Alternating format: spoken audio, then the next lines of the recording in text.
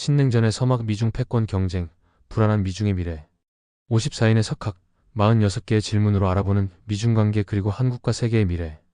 8강. 미국은 중국의 1대1로와 어떻게 공존할 것인가? 1대1로 프로젝트는 아마 중국의 가장 야심찬 전략이면서 동시에 최대의 논란을 불러오고 있는 세계화 전략일 것이다.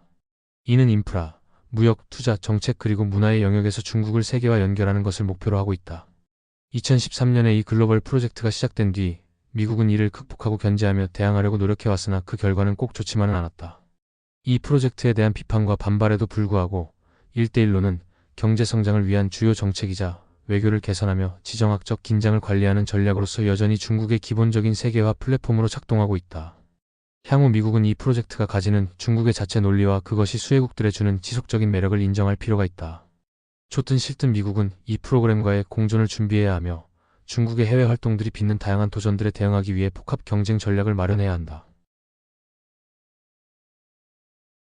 1대1로에 대한 미국의 과거 인식과 반대. 1대1로는 미국에서 가장 많은 연구가 진행된 중국의 대외 전략이다.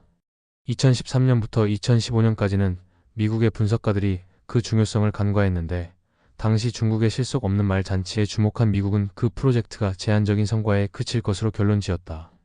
왜냐하면 새로 세운 아시아 인프라투자은행에 참여해달라는 중국의 요청을 각 국가의 정책 결정자들이 무시하고 있었기 때문이다. 이 은행은 중국이 1대1로 전략을 발표하면서 제시한 양대 사업 중 하나였다. 미국은 동맹국들의 해당 사업에 불참을 권고하기도 했다.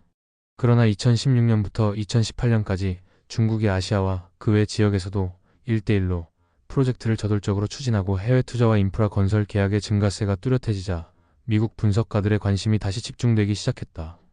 그들은 1대1로가 중국의 팽창주의적 외교 정책을 예고하는 전조가 될 것이며 이는 미국의 지정학적 이해를 약화시키려는 의도를 가진 것으로 생각했다. 미국 정부도 1대1로 프로젝트에 대해 참여국들을 위험에 빠뜨리는 부채에 덧치자 중국의 경제적 국가 책략으로 묘사하기 시작했다. 의도하지는 않았지만 이러한 미국 비판자들의 의견은 오히려 중국이 그 프로젝트의 리스크를 방지하고 허황된 사업들은 폐기하며 새로운 비전을 추가하는 등 1대1로 전략을 수정하는 데 도움을 줬다. 더구나 수혜국에서 실시한 1대1로에 대한 많은 연구들은 이 프로젝트에 대한 미국의 부정적 낙인의 이의를 제기했다. 수혜국들은 1대1로 프로젝트가 자국에 매우 유용하며 그에 비해 미국은 자기 이익만 챙기면서 약소국들을 쥐고 흔들려 한다고 묘사하기 시작했다. 2019년과 2020년, 특히 코로나19가 발생한 이후 미중 간의 지정학적 경쟁이 치열해지면서 1대1로 프로젝트에 대한 미국의 평가는 더욱 부정적이고 격앙된 것으로 변해갔다. 미국은 1대1로 전략의 군사 문제도 포함돼 있음을 지적하며 1대1로는 무기화됐다며 비판했다. 그러나 1대1로를 그렇게 정의하는 것은 부정확할 뿐만 아니라 위험하기도 하다. 중국적 세계화의 핵심 역할을 수행하는 1대1로는 중국과 해외의 금융사 및 건설 기업, 무역 회사들을 포괄한다. 그런 계획을 군사적 프로젝트로 묘사하는 것은 1대1로에 참여하는 다양한 상업적 행위자들에 대해 미국이 자국의 안보를 명분으로 불이익을 줄 가능성을 제기할 수 있는 일이다. 이는 독단적인 강대국이라는 미국의 이미지를 더욱 강화할 뿐이며 미국이 국내적으로나 국제적으로 더 넓은 지지를 확보하는 것을 오히려 방해하는 셈이다. 이제는 미국이 중국 내부의 1대1로 추진 세력이 다양하다는 것과 이 프로젝트가 해외에서 복합적인 효과를 내고 있음을 이해할 시간이다. 좋든 싫든 다가오는 수년 동안 우리는 중국의 1대1로와 함께 살아가야 한다. 오직 복합적이면서도 일관된 경쟁 전략만이 미국과 세계의 이익에 대한 중국의 도전에 대처할 수 있다. 1대1로의 국내적 논리와 지속성. 중국에서 1대1로는 지정학적, 외교적, 경제적 필요를 포함해 국내적으로 긴급한 상황에 의해 동기를 얻었으며 중국의 중요 정치적, 경제적 행위자들에 의해 실행됐다. 그런 국내적 논리와 정책 동학이 중국의 중요한 세계화 정책을 특징짓고 있다. 1대1로는 중국의 몇 가지 장기적인 목표와 이해관계를 반영하고 있는 것이다.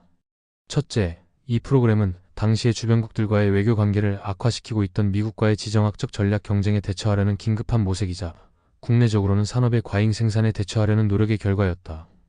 2020년 코로나19로 인한 팬데믹 사태 속에서 유사한 상황이 지속됐고 중국의 정책 전문가들은 1대1로 전략을 미래로 계속 가져가야 한다고 주장했다. 이 시기에 미국과 중국의 경쟁은 더욱 고조됐으며 세계적인 지도력에 대한 중국의 야심은 뚜렷하게 나타났다. 짧은 휴식 이후 1대1로에 관한 중국의 슬로건과 의지는 다시 회복됐다. 둘째, 다른 세계화 전략의 경우도 그렇듯 1대1로에는 중국의 중요 정치, 경제 집단들이 관여하고 있다. 그 집단들은 정책 결정 과정에서 다양한 방식으로 각자의 역할을 수행한다. 중국의 정치 지도부는 국가주의적 수사를 사용하고 정부 조직과 그 예산을 프로젝트에 동원함으로써 공적 영역에서 촉매 역할을 한다.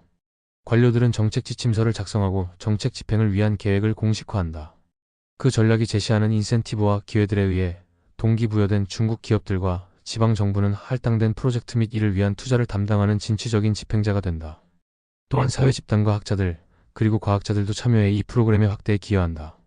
이러한 광범위한 참여로 인해 1대1로는 국내와 해외에서 변화하는 환경에 적응할 수 있었다. 그러나 코로나19 팬데믹으로 인해 국내 외적 환경은 완전히 달라졌으며 막대한 비용의 인프라 건설도 새로운 도전에 직면하게 됐다. 그럼에도 불구하고 대학 컨소시엄, 전자상거래 지원, 의료협력 등 소프트한 과학 분야의 1대1로는 여전히 강력하게 추진되고 있다. 셋째, 중국의 중요한 다른 정책처럼 1대1로 프로젝트는 단순한 접근을 따르지 않으며 복합적인 단계를 가진 역동적인 과정이다. 다양한 맥락에서 1대1로의 정책적 우선순위와 그 내용은 유연하게 변화하고 있다. 예를 들어 1대1로 프로젝트에 착수하려던 당시에 중국은 심각한 경제적, 외교적, 지정학적 압력에 직면하고 있었다. 정치 지도자들은 정부가 이 계획을 수용하도록 국가주의적 수사학을 활용했다. 실행 기간에 국영기업과 지방정부는 유연하게 자신들의 경제 확장을 추구했던 반면 중국의 국가 관료들은 막연한 규정을 제시했다. 하지만 1대1로가 국제적 비판과 반발에 직면하자 중국은 그 실행 계획을 재조정했고 재정적, 환경적 위기에 대응할 수 있는 다자적인 협력 메커니즘을 창출했다.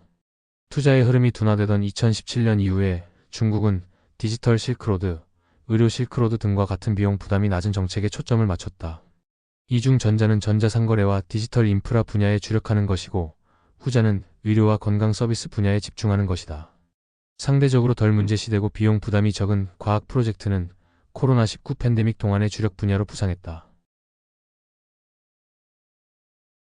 1대1로와 그 리스크. 1대1로는 중국의 기본적인 세계화 전략이다.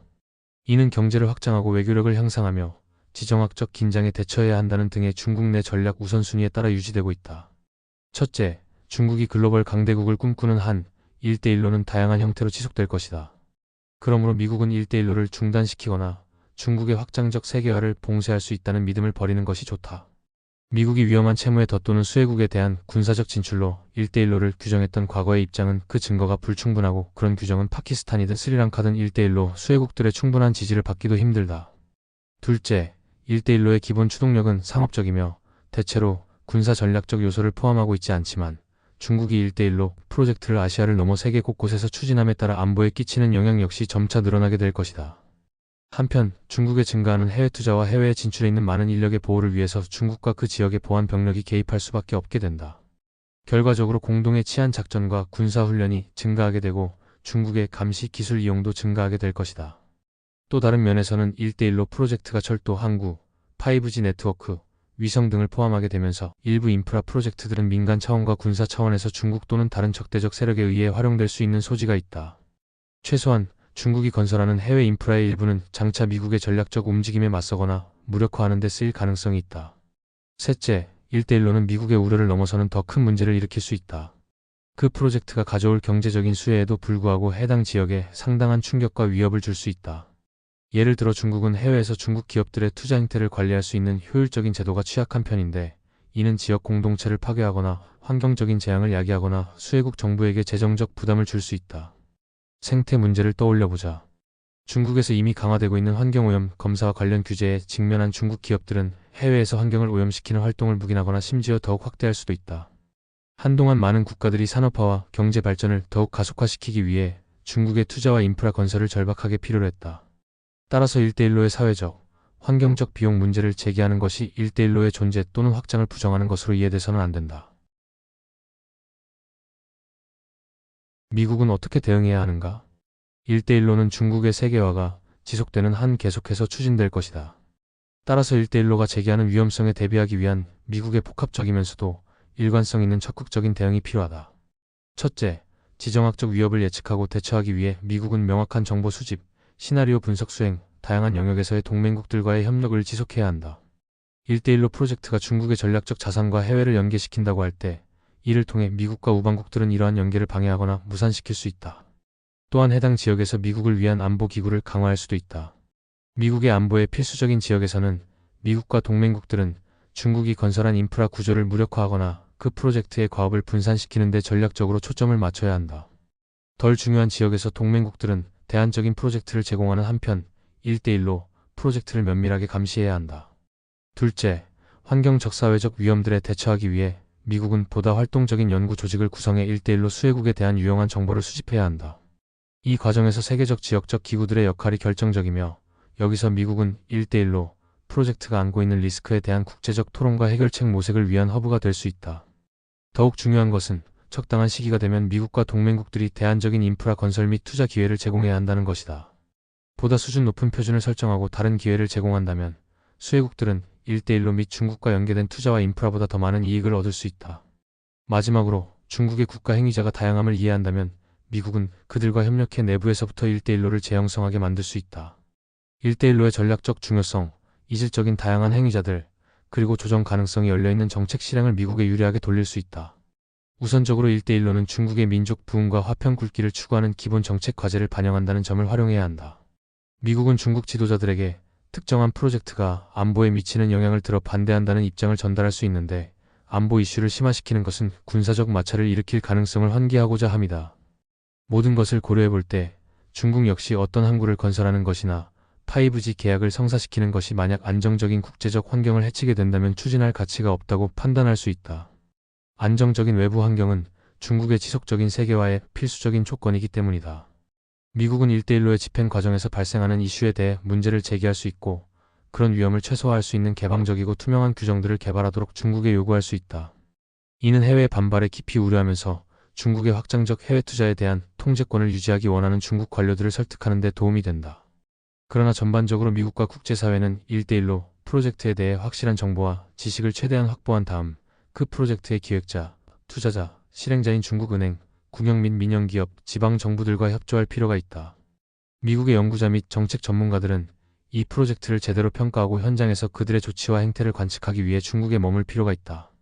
중국의 정치 시스템을 민주화하기 위한 미국의 관여 정책은 실패했지만 미국 주도의 세계화는 기능적, 전문적 수준에서 성공적으로 중국에 영향을 미쳐왔다. 그러므로 해외 활동에서는 대체로 경험이 없는 중국의 실행 집단들이 이미 확립된 국제적 규범과 제도들을 채택할 가능성도 있다. 미국 역시 중국인들을 국내로 초청해야 한다. 이를 위한 한 가지 방법은 지금의 반중 정서와 비즈니스, 교육, 여행 등의 영역에서 최근 추진돼 온 디커플링 추세를 뒤집는 것이다. 그 대신 미국은 중국 기업 및 정부 소속 방문객들에게 문을 활짝 열어야 한다. 그들은 우리의 경험을 공유할 수 있고 이 땅에서는 당연한 규범과 관행들을 지지할 수 있는 사람들이다. 중국인 유학생들은 그러한 변화와 노출의 과정에서 핵심적인 존재다. 그들 중 상당수가 중국의 세계화 프로그램에서 일하기 위해 본국으로 돌아갈 것이다. 미국에서 그들이 배운 것들은 국제적인 우려와 위험을 예측하고 다루는 데 도움을 줄 것이다. 미국 내부에 존재하는 중국인들이 미국의 국가 안보에 위협이 된다는 가정은 과장된 것이다. 미국의 시스템은 그렇게 허약하지 않다. 대신에 미국이 행하는 차별과 배제는 미국의 도덕적 권위를 약화시키고 중국의 투자자, 방문자, 유학생들을 좌절시킴으로써 더 큰 위험을 초래할 수도 있다. 이 프로젝트의 궤적에 근본적인 변화가 없다면 1대1로는 가장 중요한 외교 정책 플랫폼으로 지속될 것이다. 다른 중국의 세계화 전략과 마찬가지로 1대1로는 중국의 정치 지도자, 관료, 국영기업, 지방정부, 학자, 과학자, 사회집단 모두를 포괄하고 있다. 중국의 이익을 진전시키는 세계화 플랫폼으로서 1대1로는 미국의 지정학적 도전을 제기하며 수혜국으로서는 상당한 상업적, 인프라적 이익을 얻을 수 있으나 그와 동시에 환경적 위험이라는 부담도 안게 된다. 그렇더라도 미국이 1대1로에 대해 부채의 덫, 인프라의 무기화라고 묘사하는 것은 적절하지 못하다. 그보다 미국은 복합적이면서 일관성 있는 전략으로 경쟁에 나서야 한다. 한편으로는 전략적이고 군사적인 우려에 관해 직접적이면서도 빈틈없는 경계를 유지하고 한편으로는 중국의 다양한 전문가들과 정책 전문가들에 영향을 주며 글로벌 측면에서 1대1로가 가져올 수 있는 위험과 파괴를 감시하고 대처할 수 있어야 한다. 이상으로 8강 미국은 중국의 1대1로와 어떻게 공존할 것인가? 이었습니다.